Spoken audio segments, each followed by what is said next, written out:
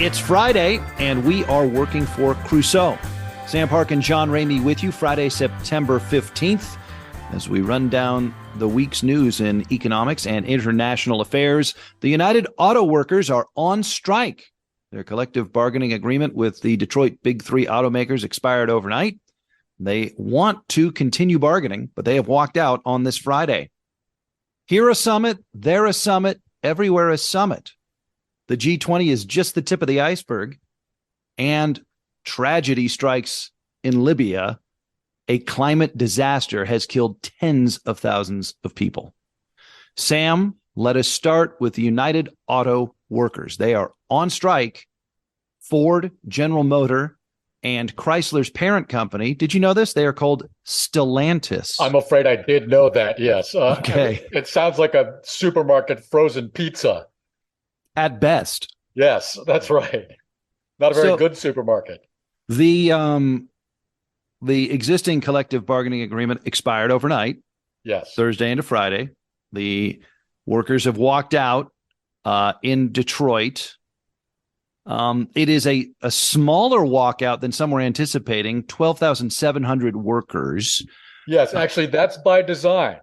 They've only walked out in 3 facilities, one in Toledo, one not in Detroit, but I can't remember the Dearborn, maybe. Yeah, that's what I say. Yeah, so one of those Michigan automotive towns, and one in Missouri. But they intend to escalate the number of workers that have walked out if their demands are not met or if negotiations are not fruitful, let's say. Now, we'll be discussing this more as it wears on. I don't think this strike will be over by next week at this time, that is. So if it is, then we can all breathe a sigh of relief. But we can, at that point, discuss exactly, what the agreements that were reached consist of. But again, I expect this to go on for a little while longer. It's possible that, again, the number of locations out of which workers have walked will rise.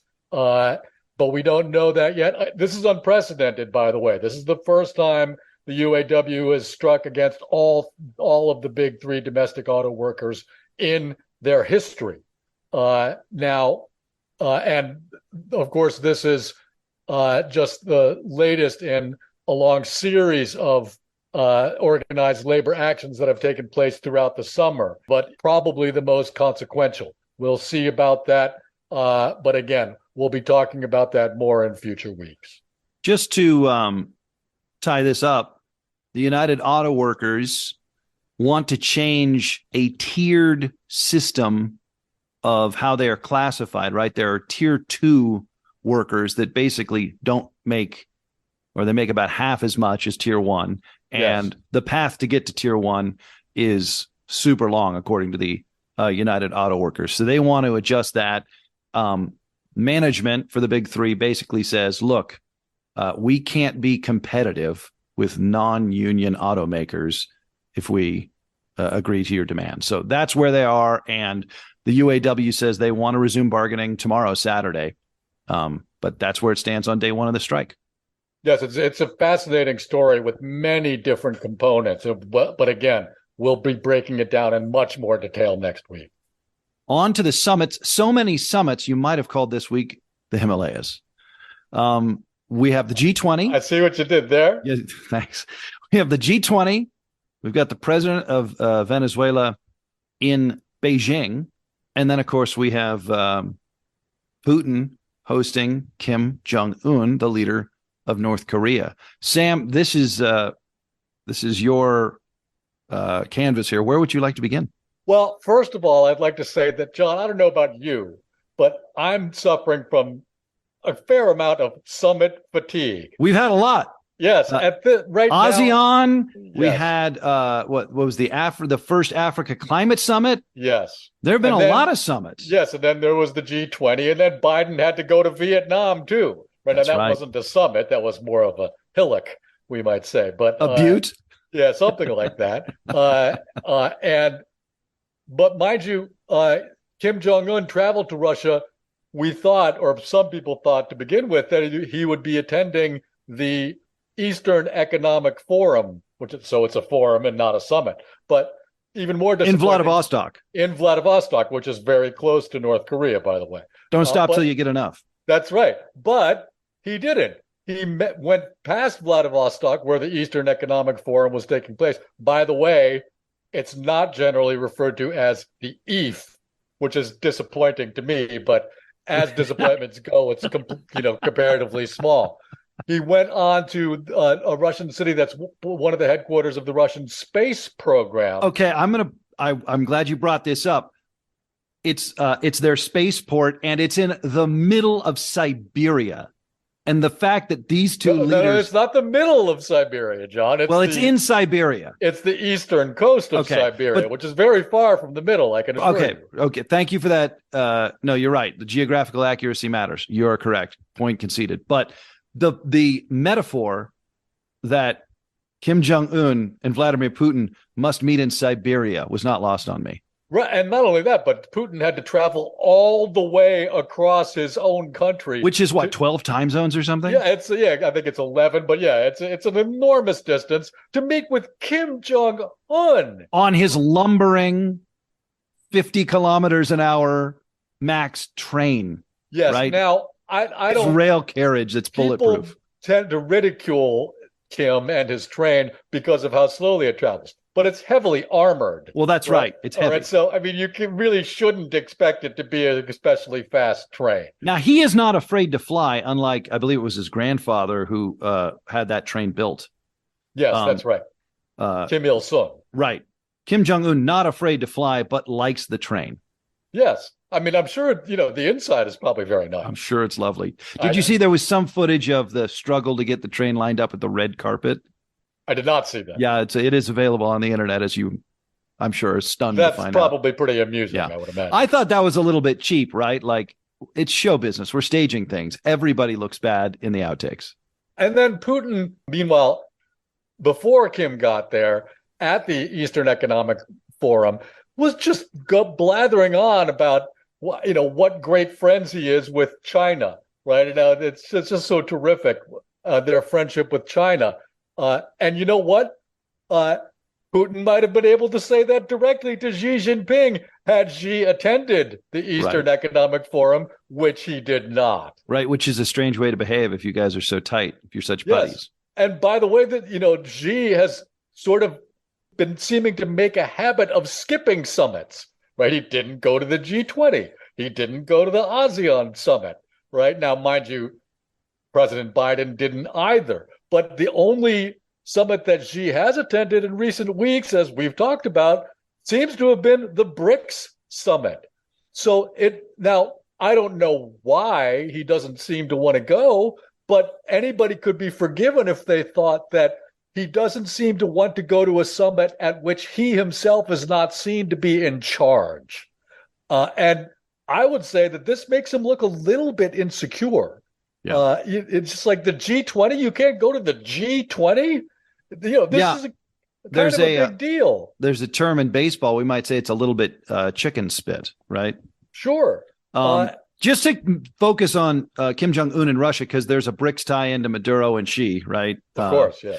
But just so we define this, Kim Jong-un is meeting with Vladimir Putin because Kim Jong-un wants Russian missile tech, tech writ large, and food. Yes. And Russia wants North Korean bullets and artillery shells and needs them badly because of the Ukrainian war. It works out well because both Russia and North Korea use the same Soviet-style old-time armaments, which Russia is going through in very, very large quantities and could use as many of as they can possibly get. And as I was saying, that the North Korean arms industrial complex is very, that's what they make, that they know very well how to make these things. So there's a kind of confluence of interests there. But again, North Korea is one of the most desperately poor countries on earth. And Putin thinks he's going to impress people by saying, oh, look, I'm big pals with North Korea. Just like, okay. And at that point, I'm kind of like, okay, I can kind of see why Xi might not want to show up to this, because there's some now, John. What's the most fun kind of speculation? Idle Idle speculation. speculation, right? There's some gossip around that the Chinese are just starting to act not distancing themselves from Russia, but kind of, wanting to Not returning their calls in a quick succession. it's sort of slowly backing away because after a while it is sort of embarrassing, right? And again, uh, there must be some, I would imagine, younger people inside of the Chinese Communist Party who are privately, and I mean very privately, thinking to themselves, really? Yeah, right. This guy's our best friend? Yeah, we can't be in bed with this Russia. Right. This Putin clown. Fine. Right. I totally get that. Yeah. There are neighbors. We have to get along with them. Okay, that's fine, right? They sell us cheap oil. That's great. But do we have to be hugging him in public every day?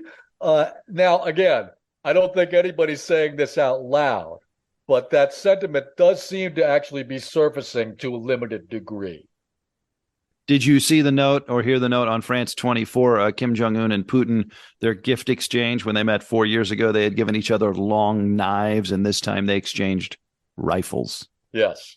Yeah. An escalation, we might say. In fact, an escalation of gift giving in Siberia. I guess that these are things that, it's not like a diamond ring or something, though, right? I mean, these are things what they both have lots of. Right? I think Putin also gave him a cosmonaut glove that had been worn in space. Okay, great. I mean, fine. It's like you get the notion that Kim Jong-un is like a 10-year-old who really likes, space stuff and trains and he'd like to have a more advanced rocket program. So I'm not that big into trains, but rifles and astronaut stuff, that's fine. Cosmonaut stuff. Yeah, I guess the glove that had been into space, that's pretty good, right? I mean, you can't really turn your nose up. No, yeah, exactly. I cast no stone there. But she skipping EAF, Eastern Economic Forum, and then not going anywhere near Siberia because the Chinese president was hosting President Maduro of Venezuela. That's right. Now, this was like in the 5th or 6th paragraph of the Reuters recap I read about this meeting, but it went to the top of the list for me. Venezuela's angling to get into BRICS. Sure. I'm sure they're disappointed that they didn't make the cut this time around. Right. Yeah. So Maduro is there. China is Venezuela's biggest creditor, and Venezuela pays them in oil, right? It's like $50 billion or something, sizable. That's an understandable relationship. Absolutely. And they're both communist. Yes. I'm not sure if is Venezuela nominally communist anymore? I think they describe themselves as socialist. I think they're a Bolivarian socialist republic. Okay. But yeah, they're both, of course, anti-US and so anti-Western imperialism. Yeah, but again, it's just like I think part of it is just like, we just let in Argentina and we don't need an additional economic basket case nation on top of Argentina and Egypt, by the way, right? So maybe next time. Sorry, just to come back to that, China has loaned Venezuela around $50 billion US over the past decade. And Venezuela pays them back with oil. Now, that's interesting because it means China doesn't need Russian oil as desperately if they've got the Venezuelan spigot. I guess, but I mean, $50 billion worth of oil actually isn't all that much. Yeah, no, right? You're right. And it's much harder to get Venezuelan oil to China than it is to get Russian oil to China. Fair enough. So, I mean, I wouldn't say they don't need the Russian oil, right? But they have a diversity of sources, which can mean they don't have to be as tightly linked to Russia, which you had mentioned. They're kind of maybe just tapping the brakes a little bit on that. A little bit. I thought that President Xi's statement about Maduro's visit to Beijing was somehow very cleverly calibrated to the American media consumer. She said that it's an all-weather strategic partnership. Like Yeah, it's a like steel belted radial that's exactly tire. what I was going to say. Yeah, Yeah. all weather from Michelin. Oh, I thought that was pretty good. It's like a truck ad or so, automotive, vigor, Sure. Well, rugged individualist. to be fair, right, one of the few bright spots in the Chinese economy, which is not doing well these days, as we've discussed, but their auto industry is actually doing very well.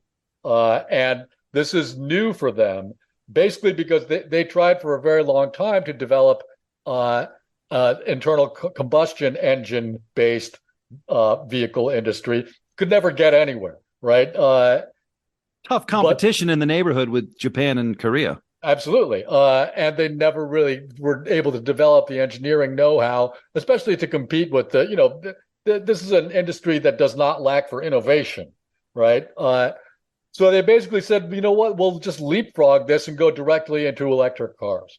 And their electric car industry is world leading. They have the largest domestic market.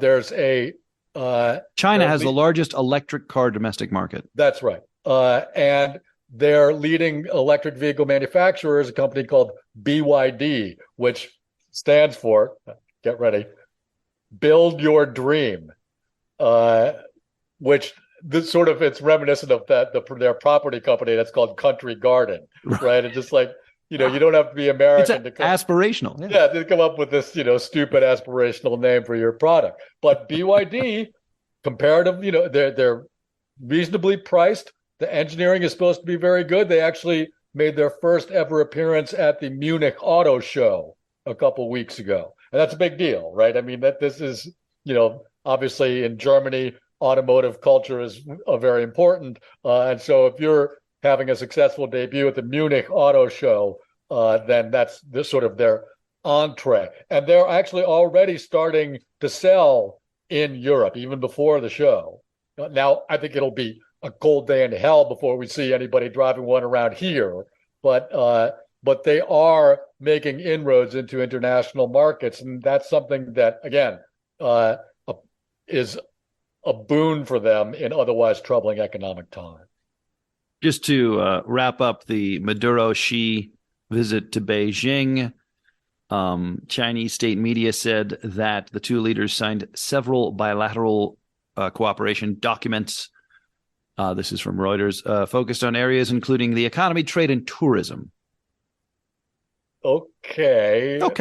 I mean, I guess, I'm sure that parts of Venezuela on the Caribbean are very nice, right? I could imagine that a lot of Chinese tourists might want to go there. But again, it's just like Venezuela is not an especially successful country. It's just, oh, well, look, we're big buddies with Venezuela. Just like, is anybody really impressed by this? It just doesn't seem to be worth a lot of trouble. I just want to point out that I 100% agree with you. But when you think about Kim Jong-un, when you think about Vladimir Putin, and you think about Xi Jinping, the truth of whether it's impressive or not matters less than the image they're projecting back to their tightly controlled media, right? I think that's true, but I don't think your media even has to be all that tightly controlled. I think because your media market just may not be as aware of how prestigious or not prestigious these relationships exactly, are. Right. I mean, your intelligentsia will, but not your rank and file people. I think that's a very astute point. But the other thing about it is that, and this is one of the reasons I think that I have summit fatigue, is that so much of what goes on, and this has always been true, but it just, with so many summits, after a while, I get just so tired of the really sort of hollow positioning that seems to be almost all that actually happens. That's a hell of a segue into the G20. Well, sure. But again, you don't have to have a tightly controlled media to no, that's a great point. To engage in, again, endless talk that accomplishes little. Now, as far as the G20 goes, I should say that one very positive development that came out of it was that it's now, this will be the last G20, right? It's now going to be the G21. African Union. Yes, with the addition of the African Union, which, again, I think this is terrific. Africa is an important rising power, right?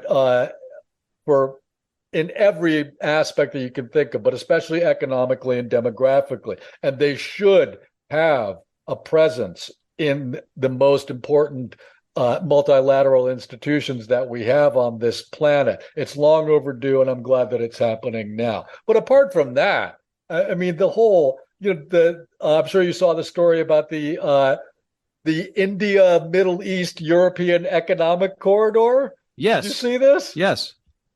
I mean, what is that? Here's what the G20 said they have accomplished, right? It's a group within the G20 signing a joint agreement to build a rail and shipping corridor linking India with the Middle East and Europe. As Sam mentioned, India, Middle East, Europe Economic Corridor, the IMEC. If I'm just making this up on the fly. It's India, Saudi Arabia, the United Arab Emirates, Jordan, Israel, and the European Union. Okay. I mean, that's not a bad thing if those entities can work together. Okay, but how are the trains going to get from Saudi Arabia to Jordan? Right. Okay, fair enough. Or how are they going to get from India to Saudi Arabia? This just doesn't even make sense. Here are some other things that are the results of the G20, right? This G20 summit. The African Union joined as a permanent member. There has been a new organization launched called the Global Biofuel Alliance, the GBA, to promote the development and adoption of sustainable biofuels and set relevant standards and certification. And this is my favorite one. Again, these are all wonderful notions, right? There was the New Delhi Leaders Declaration, adopted with consensus, Sam, an official non-binding declaration that seeks to this is their words. This is not my punched up copy. Seeking to place emphasis on strong, sustainable, balanced, and inclusive growth. Now, again, these are all lovely things, but it sounds like the sponsor reads before a PBS special. That's right. Yeah. And that's the other. There was one more result that I'm not sure if you saw, but there's going to be additional investment in transportation infrastructure linking the Democratic Republic of Congo through Angola, right? And that's great, okay? But who are the construction firms that are going to build these infrastructure? I mean, my money's on French. I don't know. Or somebody, right? Yeah. But and they might have sort of international partnerships with domestic firms, right? But the other thing about it is that, okay, if you're the Democratic Republic of Congo, a historically very large and troubled country, yeah, you do want to get your natural resources out. You want to export them. Yeah, get them to the sea, yeah. Sure, but you're already doing that. And of course, there's Western aid to help this project along. But it sort of if I were an African, I might think all you guys care about is taking our stuff, right? Is getting our resources to market. That's great, right? That helps us with economic growth, but we already do that. There's probably other things that we need more than that right now, like education, for example. Or for instance, John, when we were talking about the Africa Climate Summit last week, and you mentioned, which I didn't know, that the entire continent of Africa only has 36 or so 37 radar tracking stations. This is absurd. It's absurd. Right? I mean, these things are not especially expensive, and they really do come in handy. They're useful. Yeah, especially if you have a highly agrarian economy. Because I'll tell you one thing, yeah, people in Africa, a lot of them are very poor, but even some of the poorest among them have smartphones, right? They would like to get the weather report. I can guarantee you. And okay, so you want to help us get our stuff to market? Thanks. Yeah, I mean, sure, but there's probably other things. And it just sort of feels, like I said, a little hollow and anachronistic, right? It seems as though the Western view of Africa is just sort of stuck in the 20th century. Or even the 19th, Sam. Fine. Value extraction. Yeah, but that needs to change for everybody's sake, right? Not just for the sake of African people, but just if the West wants to retain its global leadership role, which I'll stipulate that for the purposes of conversation that it should, right? Then it needs to update. It needs credibility. It needs to update its point of view. And I don't think that that's a lot to ask. Speaking of the West and Africa and troubling confluences, let's pivot to Libya. Sure. Okay, so these are the terrible facts, right? There are over 11,000 dead and more than 10,000 still missing and feared dead after torrential rainfall from Cyclone Daniel hit Libya hard. This cyclone also hit Greece hard, but in Derna, Libya, there were 2 dam failures. So we're talking about a wall of water reported 7 meters, like more than 20 feet, right? We're talking about the Wadi Derna River coming through the city center of Derna, sweeping away entire city blocks. Portions of the city washed out to sea in the Mediterranean. Like 25% of the city is gone. Okay. Yes. This cyclone hit a lot of places, but the dam failures in Derna, Libya are the confluence of a much larger story, right? Derna exists as part of the battleground during the Libyan civil wars, plural, right? Or the crisis that has been ongoing there, political, humanitarian, violent civil struggle since 2011, right? 2011, right. Arab Spring. Rebels win some gains against then strongman leader Muammar Gaddafi, who's killed in the street like a dog. Right. But only after NATO started helping the rebels. That's right. So you have for lack of a better term, clumsy Western assistance of a rebel group that commits atrocities, as was Gaddafi's regime, right? So there were atrocities on both sides, but the West had sponsored one side. And this erupted into a civil war in 2014. Excuse me, that was the initial civil war. And then there was a renewed civil war in 2014 that was only brought to a ceasefire in October of 2020. Now, there have been skirmishes since then, including this year.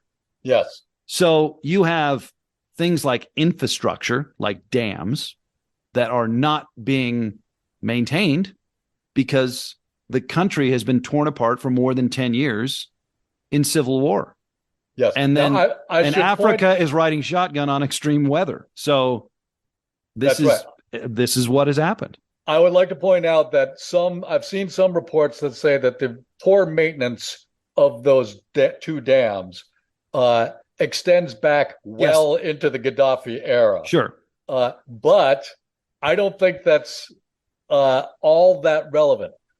It's possible that had Gaddafi remained in power, or perhaps his chosen successor, perhaps one of his sons, if the Gaddafi regime in one form or another had remained in power, they might very well have continued to neglect maintenance of the dams. Exactly. Right. But the point is that if you have an unstable society, infrastructure maintenance kind of tends to fall by the wayside. I saw an interview last night with a fellow named Petteri Talas, who is the head of the World Meteorological Association, which I guess is a UN body.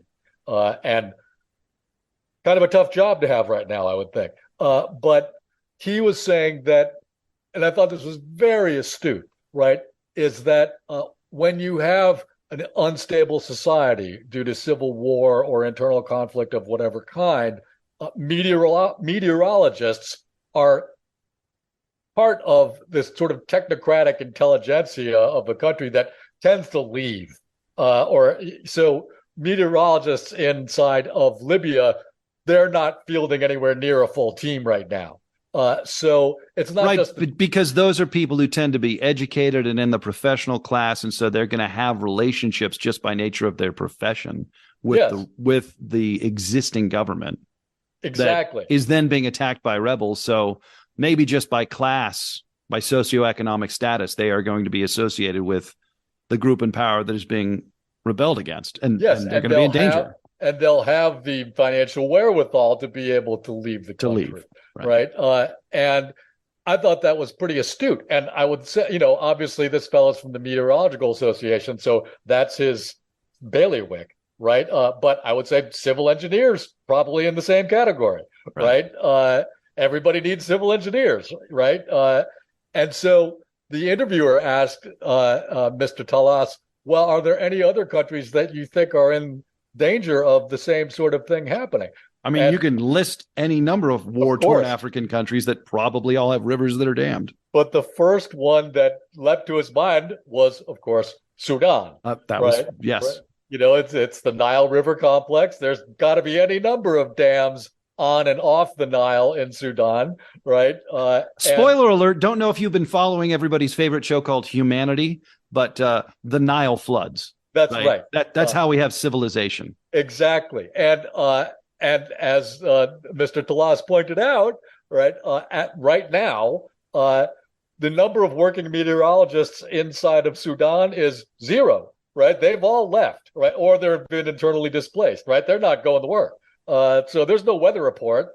And so if the Nile was going to flood, people wouldn't even be able to find out about it. This would be a problem in any country with any weather, right? But the fact that climate change is generating extreme weather and it is hitting Africa worse than any other place on earth. I mean, Sam, I was woefully ignorant about the Libyan civil war. Like, I knew about the Arab Spring and I knew that Gaddafi was dead. I did not know that the country was partitioned into East and West. And that is part of the reason why aid has been so slow, because you've got kind of rival factions controlling parts of the landmass of the country. And yes, and they want to be in charge of who gets the aid and things like this. Yeah, it's been a terrible situation. And I think that the West is, again, a little slow to understand that there's a culpability here. Right now, it's not strictly the West's fault that this civil war has been going on for such a long time. But when you overthrow a government, no matter how awful a government, right, you're going to have a power vacuum. And I mean, is it Colin Powell, the Pottery Barn policy? Yes. You break it, you buy it, right? Yeah, but apparently we said no, we didn't buy it. We're leaving, right? And the same thing happened in Iraq, which is still riven by a lot of internal strife. It's nowhere near as bad as in Libya, but I would be willing to guess that there were more civil engineers and meteorologists per capita in Iraq under Saddam Hussein than there are today. I just would hazard that guess. I think I'm right. I think that's probably right. Now, this isn't the sort of thing that people rush to measure, right? There are more. No, but these are important jobs. They are, yeah, and there will be more important as time goes on. But for example, if everybody in Libya, everybody, we didn't talk about the earthquake in Morocco, but people are saying the same things there, which is the help's been too slow to get here, right? But you know what? We were hearing people in Florida and Hawaii recently saying the exact same thing, and they're all right. And this is one of the biggest problems, is that you don't have to be a poor society for your society to not quite be ready for this. I saw on Scripps News last night that there have already been more than 20 billion plus dollar disasters in this country this year, in terms of in the United States. In the United States, right? The hurricanes, the fires, what have you, right? And FEMA, by the way, is almost out of money. They need additional appropriations from Congress, which apparently is getting ready to shut down the government. I mean, it's a rainy day fund, not a rainy weeks or months fund. That's right. But FEMA is going to need more money for the foreseeable future. Whatever their existing budget is, it's not high enough. And I think every government in the world is going to have to start grappling with this right now. And I think that people have, especially in America, people are only beginning to understand exactly how dire the consequences of this sort of thing are going to be. Next week, we will talk about the United Auto Workers strike. Perhaps it will be resolved by then. Perhaps not. It's going to be an action-packed episode next week because the Federal Reserve's Open Market Committee meeting will meet and announce their interest rate decision. Hopefully, we won't spend a lot of time on that. I don't expect it to be all that consequential. But of course, the UN meets next week also. So if people are like me and have summit fatigue, that's just too bad. I've got one for you, Sam. The largest lithium deposit in the world was discovered in Nevada, and we I can saw talk that about on the that Scripps next week. News crawl. That's very interesting. They're not sure how carbon intensive the extraction will be because it's in clays. Oh, okay. But it's very near the surface, so you don't need to move a lot of rocks. Okay. Well, so we've got meteorology this week. We'll do geology next week. Yes, and at least the UN takes place here, so it'll be mostly domestic next week, as opposed to we've been spending a lot of time abroad recently, which, everybody likes to do that, but it's nice to come home to. All right. If you have any suggestions, comments, questions, johnrameymedia@gmail.com. This has been Working for Crusoe. Have yourselves a fine weekend. He's Sam Park. I'm John Ramey. Thanks, everybody.